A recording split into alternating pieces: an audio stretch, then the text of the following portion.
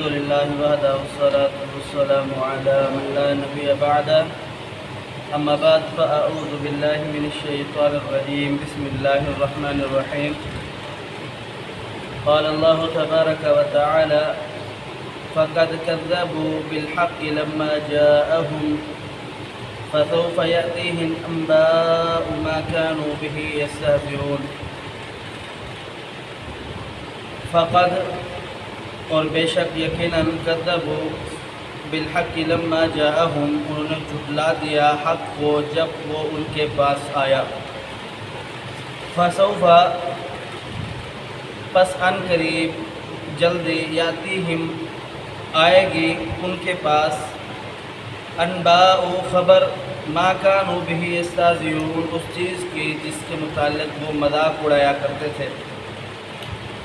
اس صورت کی گزشتہ آیات جو آپ نے سماعت فرمائی اس میں اللہ رب العالمین نے یوم آخرت اور اپنی وحدانیت کا ذکر فرمایا ہے۔ اس آیات مبارکہ میں اللہ رب العالمین نے اندھی تقلید اور آباء و اجداد کی جو تقلید ہے اس چیز کی مذمت کو بیان فرمایا ہے۔ اللہ رب العالمین فرماتا ہے فقد کذبوا بالحق لما جاءهم،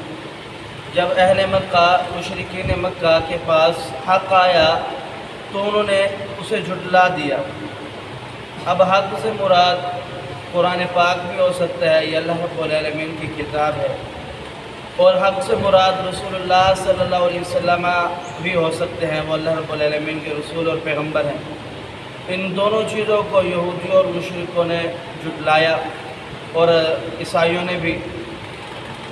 اور ان دونوں چیزوں کی مخالفت بھی کی اور مذاق بھی اڑایا۔ تو آگے رب تعالیٰ فرماتے ہیں فَسَوْفَ يَأْتِيهِمْ أَنْبَاءُ مَا كَانُوا بِهِ يَسْتَهْزِئُونَ، جس چیز کا یہ مذاق اڑاتے ہیں جلدی ہی ان کے پاس اس چیز کی خبر آ پہنچے گی۔ یعنی صحابہ کرام سے جب یہ پوچھتے ہیں کہ آپ لوگ کیا کرنا چاہتے ہو، دین قبول کیا آپ نے، اسلام قبول کیا، رسول اللہ صلی اللہ علیہ وسلم کے آپ ساتھی بنے، تو آپ کے ساتھ جتنے بھی بے شمار کوئی تاجر تھا، کوئی مالدار تھا، کسی کے پاس بہت زیادہ مال تھا، کسی کے پاس دنیا کی عیش و عشرت تھی، کوئی سردار تھا، کوئی کیا تھا، ہر کوئی اپنے اپنے کام میں مصروف تھا، لیکن اسلام قبول کیا اور مشکلات کا سامنا بھی کرنا پڑا۔ تو وہ کہنے لگے کہ بھئی آپ ابھی کچھ بھی نہیں ہے نا، آپ کے پاس کھانا ہے کھانے کو، آپ غریب لوگ ہیں، تنگ دست لوگ ہیں، آپ کے پاس لباس نہیں ہے پہننے کو، آپ کیا کرنا چاہتے ہیں؟ تو صحابہ کرام نے کہا کہ ہم پوری دنیا پر لیظہرہ علی الدین کلہ، اللہ کے دین کو غالب کر دینا چاہتے ہیں۔ تو انہوں نے مذاق اڑانا شروع کر دیا کہ جن کے پاس کھانے کو کھانا میسر نہیں، پینے کو پانی میسر نہیں، پہننے کو لباس میسر نہیں، یہ لوگ باتیں کرتے ہیں دین کو غالب کرنے کی۔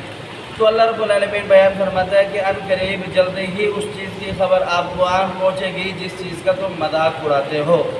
تو جب رسول اللہ صلی اللہ علیہ وسلم نے مکہ سے ہجرت کی، مدینہ منورہ آئے، پھر وہی کافر لوگ تھے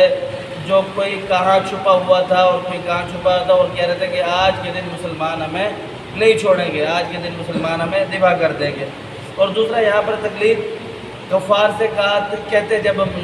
یہودیوں سے کہ آپ اللہ رب العالمین کے اوپر ایمان لے، ایک ہی رب ہے، اس وجہ سے اللہ رب العالمین نے اس صورت کے اندر پہلے اپنی وحدانیت کا ذکر فرمایا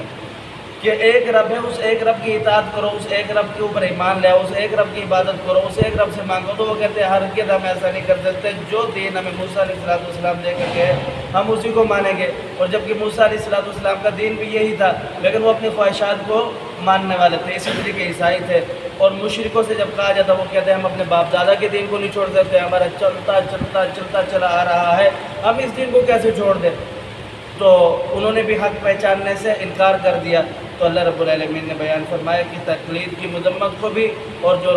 لوگ اللہ رب العالمین کے دین سے اعراض کرتے ہیں، حق بات سے اعراض کرتے ہیں، ان کی بھی مذمت کو بیان فرمایا۔ اب تعالیٰ فرماتا ہے کہ میرا وعدہ سچ ہے اور ان قریب آپ کے سامنے ظاہر ہو جائے گا۔ اللہ سمجھنے عمل کی توفیق دے۔ وقل قولی ھذا استغفر اللہ لی ولکم ولسائر المسلمین۔